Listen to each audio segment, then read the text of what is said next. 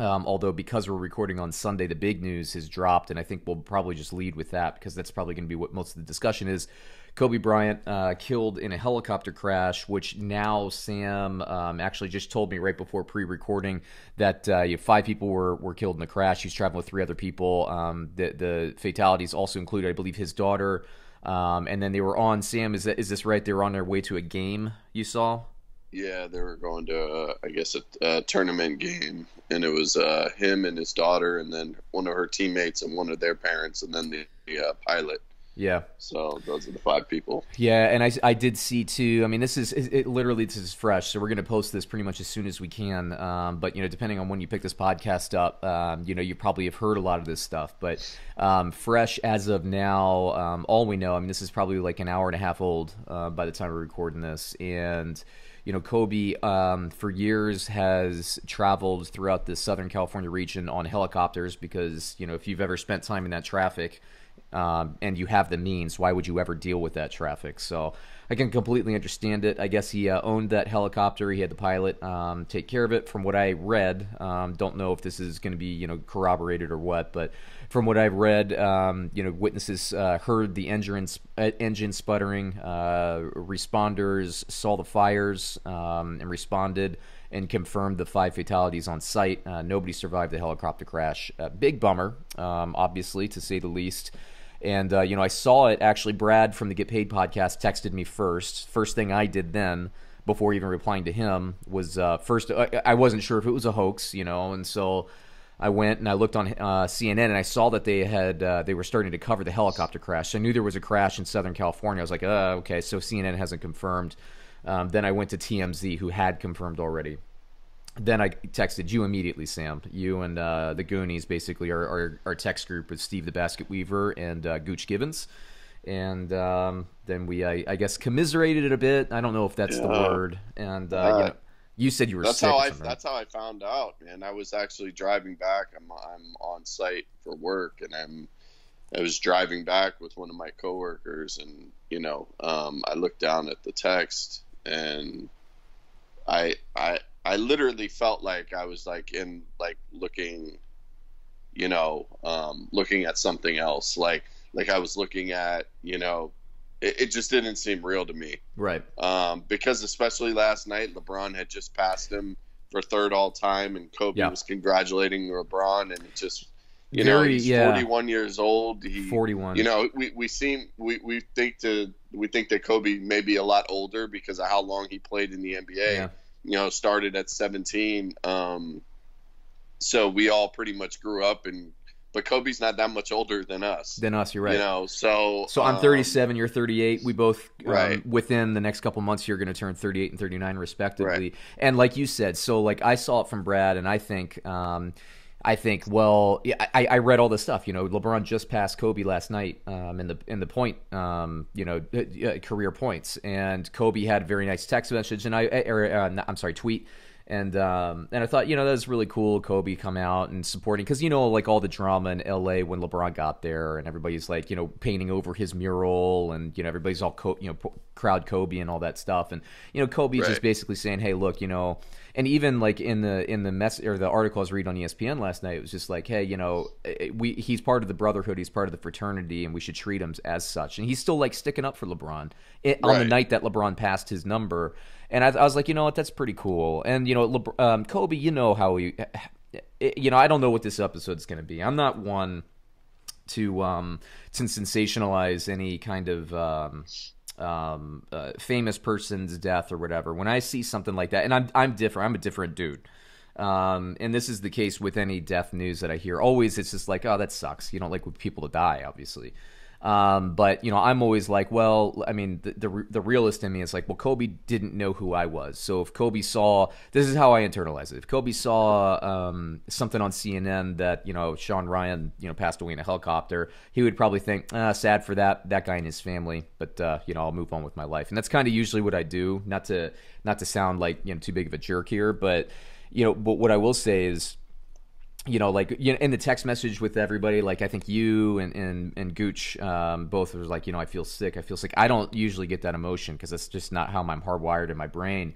But what I do think of is 41 years old, 4 kids, just had a baby in June. And that Right. was like, I don't care Kobe the basketball player. I care about Right. Kobe the man as a 41-year-old.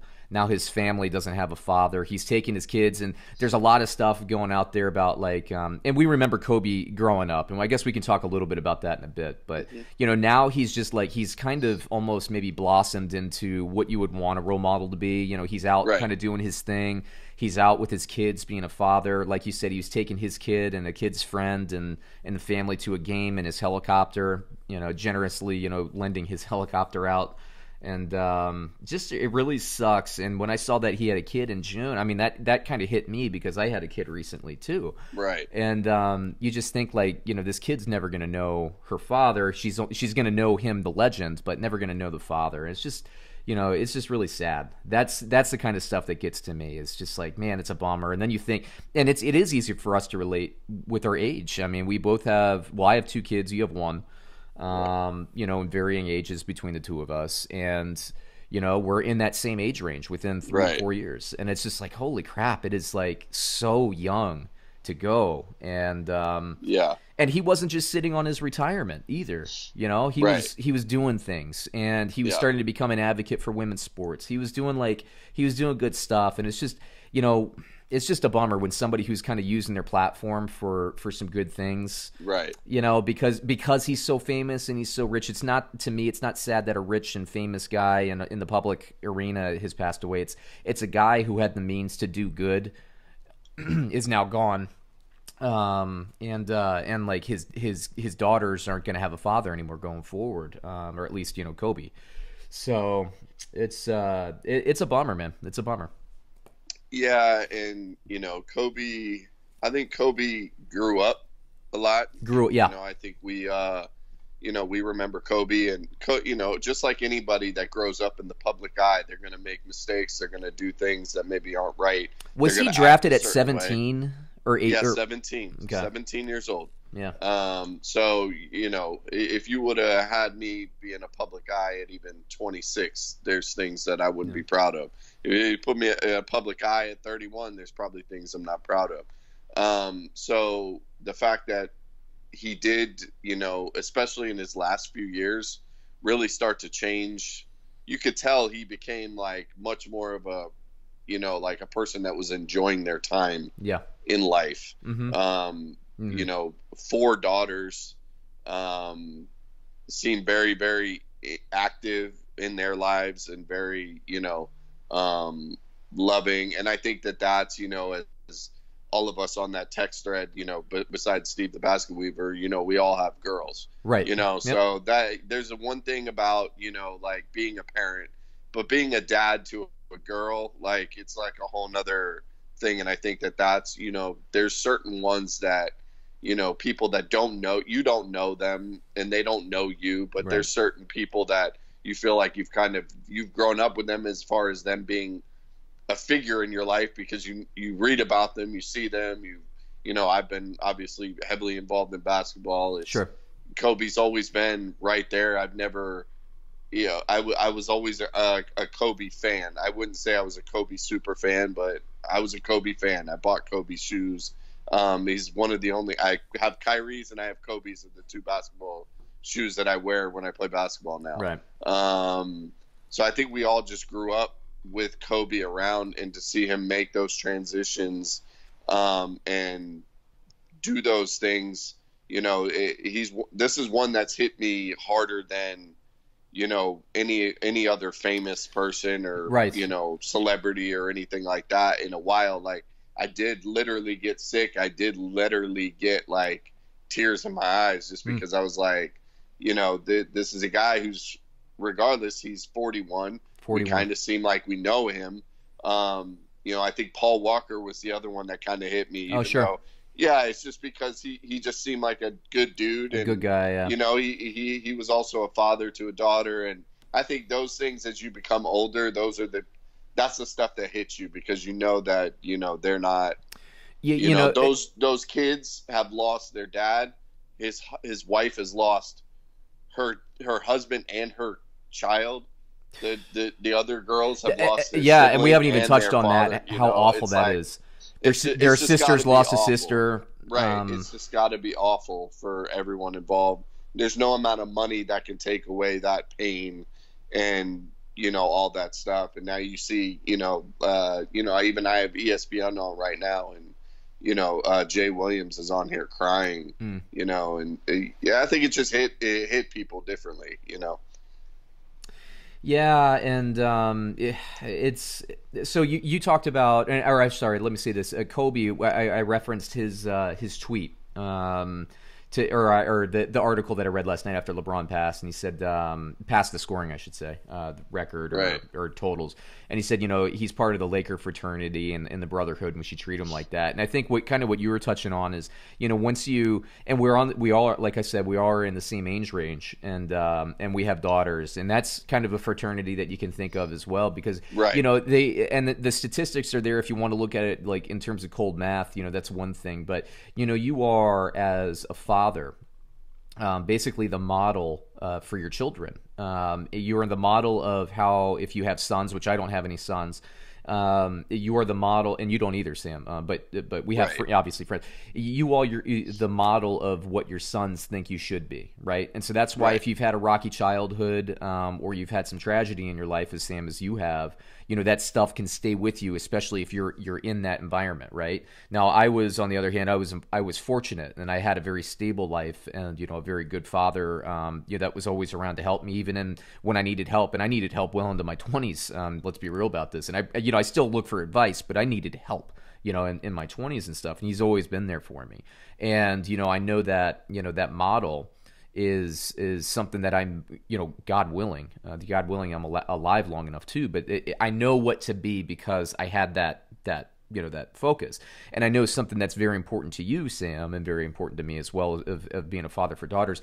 You are also the model of what, if your daughter, chooses to date men and marry men in the future of their life, you are the model for what they're looking for in a suitor, and so how you treat the mother, whether you're married or divorced as you are, Sam, that matters. What is the relationship? Is it volatile? Is it caring? Is it supportive? Are you always there for them? And so, like, the way that you even engage in your personal relationship with, your daughter's mother impacts that daughter. She thinks, oh, that's normal. That's what it should be. And so, just knowing that, that he can't be there, kind of that source of everyday inspiration for the kids, that's what hits me hard. And again, it's not the basketball stuff, because I really could not, I honestly, truly, I could not care less about that. I know it means a little bit more to you, but it could not care less to me. Right. It's the man, and it's a life that's cut short soon. And you mentioned Paul Walker. That's another great example. These people who have money that actually engage and use their platform and use their money for good. It's like, golly, like we don't, and not to get into a tangent or political tangents, like we see all these people that are trying to hoard wealth, and really be jerky about, their position in life, and, use that as a means to create barriers instead of, build bridges. And then you see somebody who's, probably maybe in their youth, maybe it might have been somebody who would build walls. I mean, Kobe was pretty famous for kind of being, a super competitive jerk, and I say that with respect. Super competitive, because that's just who he was on the court. Didn't always get along. Obviously, the Shaq and Kobe drama is well documented. But like you said, getting into that next stage of his life, and somebody who was drafted and grew up in the public eye, to be getting into kind of that stage of his life as quickly as it was, it's really healthy. I mean, he must have been working with like a psychologist, psychiatrist, life coach or something, because he really was, kind of an inspirational guy. And I never would have said that 5-10 years ago, like while he was still in the court. I never would have thought that, but he's just like, man, he just seemed like he was turning into a really cool guy. Won that Oscar for his documentary that he did. Mm-hmm. Wrote children's books, has a whole children's series. It's called Wizardly, that he's gotten into, and he's obviously very involved in youth sports and girls basketball. He's been really on the forefront of pushing that, and has done some things really, really well within that space. And it's just a sad thing, for any 41-year-old father to not be around anymore. Yep. And for any sibling to lose their sibling, and it's just it's all around. It's just not a and I just saw that. I'm wondering if the NBA for the rest of the day will either cancel games or whatever. I saw the Spurs and somebody are just tipped off a little bit ago, and they both took 24-second shot violations to start the game. So yeah, it's just it'll be, I think if the Lakers had to play tonight, they would probably, I don't think they could play. Yeah, and this is so new at this point, Sam. I haven't even seen. I don't even know if the Lakers have released a statement yet. Obviously, to me, this is one of those things that obviously they're working on it, but you take your time with this PR statement. Right. This is worth the extra couple hours to do it right. And I'm sure by tomorrow we'll know more about what these people are doing. I haven't heard anything from Shaq. I'm sure he's going to have a statement, but sure that he's going to have his publicist on it. I mean, there's going to be a lot of people out there, but like you said, I think probably the moral of the story for this show, as we usually do, is we try to, it's not necessarily about the sports and the sensationalization of the sports. It's about how does sports relate to life. I mean, that's kind of the whole thing of this show. And like we were saying, I mean, the moral of the story is some sisters lost their sister, some daughters lost their father, wife lost a husband, and not only Kobe and his daughter, but these other people on the team who I don't even know their names. We don't have, and I don't even know if their names have been released yet. But there's a whole second other family that's impacted and all this stuff too. That really, I mean, that's another kind of sad thing too. Is this other family? They're just going to get inundated with Kobe Bryant for the next at least the next probably week in the sports realm. They're going to have to not even turn on any of the sports channels, but and everybody's going to gloss over. They're going to be a footnote. It's like the OJ and the Goldman stuff, although not to draw any parallels to that. I'm just saying, it's the Goldman family. They're always kind of secondary in all that stuff, and that second family, man. Oh my goodness, it's awful because they're not even going to be able to get out of it, and they're almost just swept under the rug here. So that's really sad too. And I don't know the story of that other family, if they have other kids, another wife. I don't, who knows? And you should be thinking of them too. So yeah, if you have kids, you have a wife, or whatever, just your father, mother, just love who you got, because you wake up on a Sunday morning. You hop in a helicopter, life is good. An hour later, life is completely different and never going to be the same. Right. It happens fast. It happens all the time. And what a bummer. What a bummer.